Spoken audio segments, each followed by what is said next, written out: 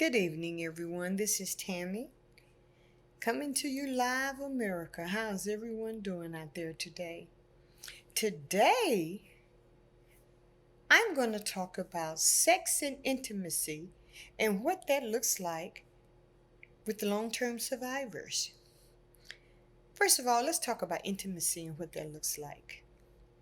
First of all, intimacy looks like, for some of you all remember in the early 80s when long term survivors were advocating to be seen, to be heard, to be recognized, and when the Denver Principles came out, to let people know we are people. And what intimacy looked like during that time frame is all across America, people were watching these advocates. And it was like, I feel them, I see them, I'm with them. That's a part of intimacy where passion and compassion sets in. And I remember those days, even though when I didn't know how to advocate for myself, I am a long-term survivor, but I seen the passion that these advocates had, passing the torch, taking the torch. That was a movement that was so intimate back then that it was powerful. That's what intimacy looked like. But here's another part of intimacy regarding long-term survivors. When you're having that one person in your life that you can say, I love you, I care for you, I'm here when you need me. A kiss, a hug, a telephone call, without the act of having sex. That intimacy right there is something special, I'm telling you. That type of intimacy, you could be in this one state and you can have a friend or a partner in another state, and you can almost feel when something is not right, when something is going well, or when you just really need to pick up that telephone call and say, hey, I was thinking of you today. See, intimacy plays so many different roles. It is the compassion from one person to another person. But then here we go. Let's talk about sex. Sex is a whole nother ball game, people. Sex is good. Sex can be funny. Sex can be sexy. Sex can be a one-night stand. Sex can also intertwine with intimacy. But sex is good. And long-term survivors, I do want to tell you this, don't give up on sex. We've been in this fight for a very long time, and sometimes we become mentally, emotionally, spiritually, and sexually depleted. But by all means, don't throw sex out of the equation, because sex can give you energy. Sex can give you power as long as sex is consensual. Do not eliminate sex out of your life, out of the equation of your life. But what does that actually really look like for long-term survivors? Like I said, sometimes we get weary and we feel like we don't have that sex drive we may once have. Forget about it. Forget about it. Add sex back into your life if it's not in your life. Sex is wonderful, sex is good, and long-term survivors, we deserve to have sex in our life. And then when you mix it with intimacy, it's a beautiful thing. Nobody can break that bond when sex, the act of sex and intimacy along with that, it's an explosion. It is wonderful. It is good. So even though we are in this struggle, we are in this fight to change policies, to advocate for housing, for all the things that is necessary for people to live the quality of life that they are looking for. Don't leave out sex.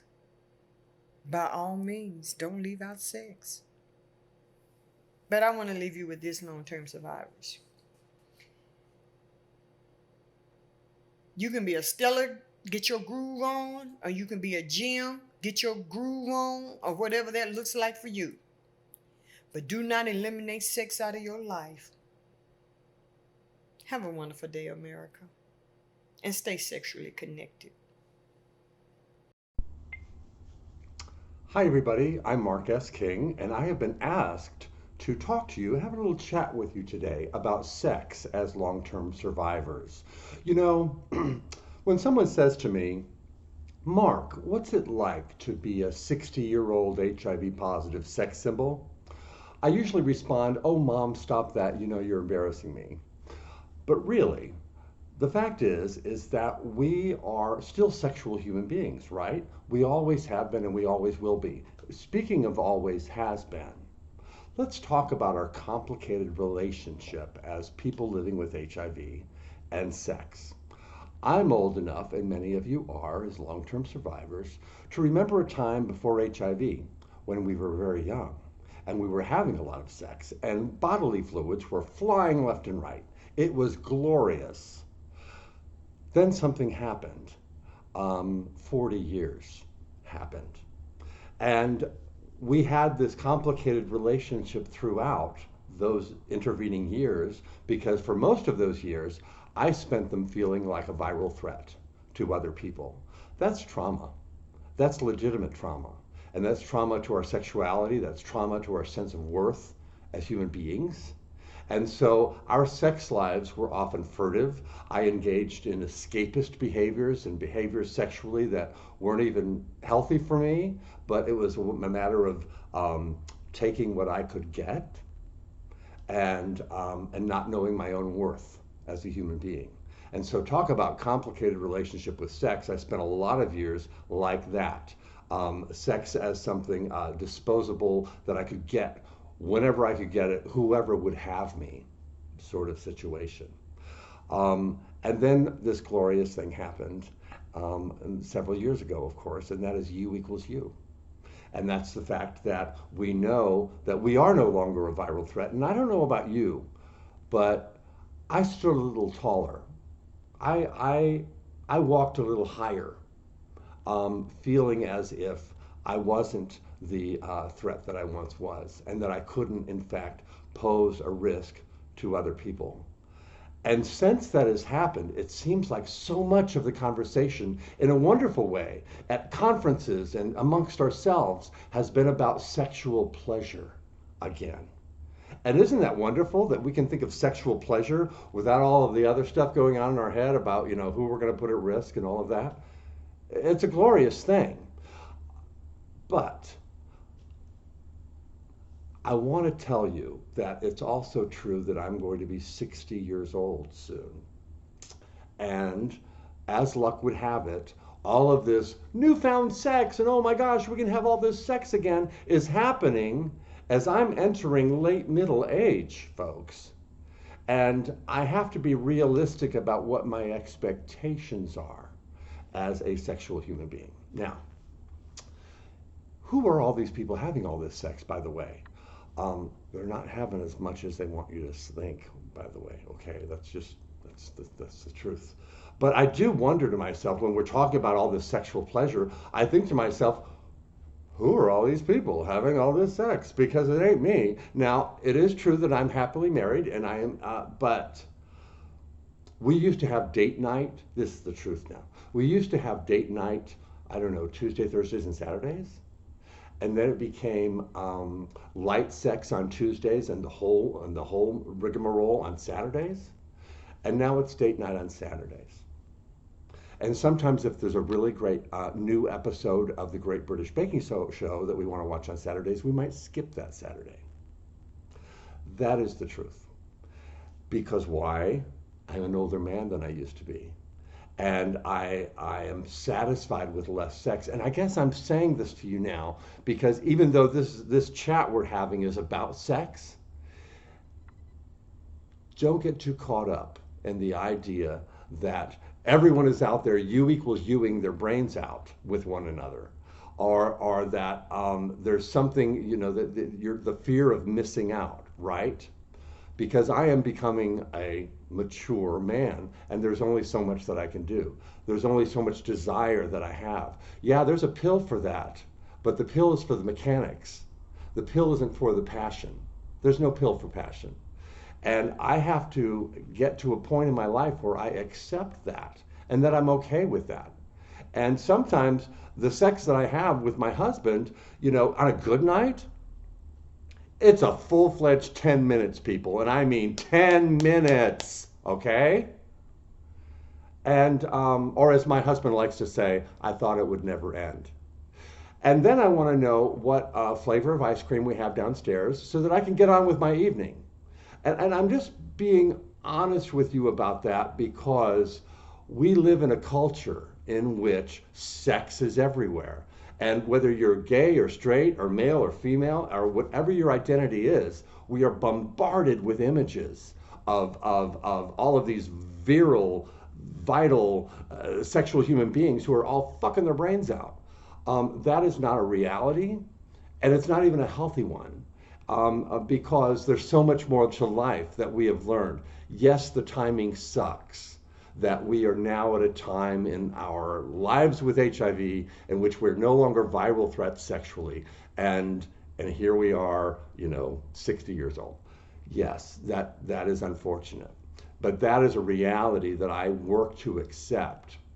And I look at the youngsters and say, go for it and have fun and you do what you do, But for myself, I have to remember that I don't get caught up in the messages I hear every day about our culture and how much sex everybody's having and all of that. We are physiologically changing, male or female. We are physiologically changing in the way that we approach sex. My sex is slower. My sex is just as sweet as it used to be, and I'm a great cuddler, people. But that is the reality of where I am today with my sex life, and I am satisfied with it. And I don't worry so much about all the running around that I used to do, which was exhausting.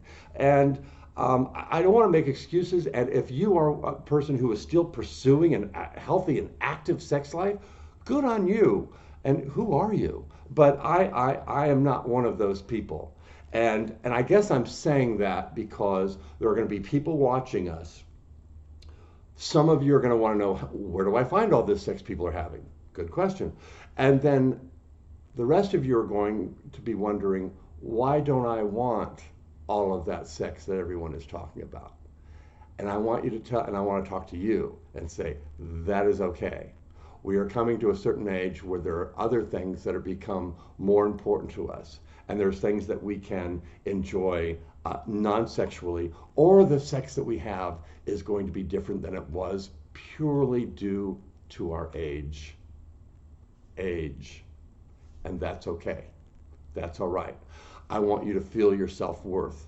I want you to know that sex and what we do with our bodies is not something disposable, but something that should be respected and something that you should feel good about, and that you don't have to make consolations to people so that you can get something that you think everybody else is getting. That's just not the way it is. That is sex as a long-term survivor, and that is my message to you. It's not a message about, oh my gosh, all this sex. No, it's a message about, I'm reaching a certain age, and it's okay. And I hope that you continue to pursue whatever works for you. And if you're feeling the age, that's okay. We earned this. We earned this age. And now we get to be in the same boat as everybody else who is our age. And that is wondering where all the sex went. We're in the same boat as everybody else. In many ways, we are so alike with the rest of the population now. And that's actually a beautiful thing. That is my little chat about sex. And thank you so much for inviting me.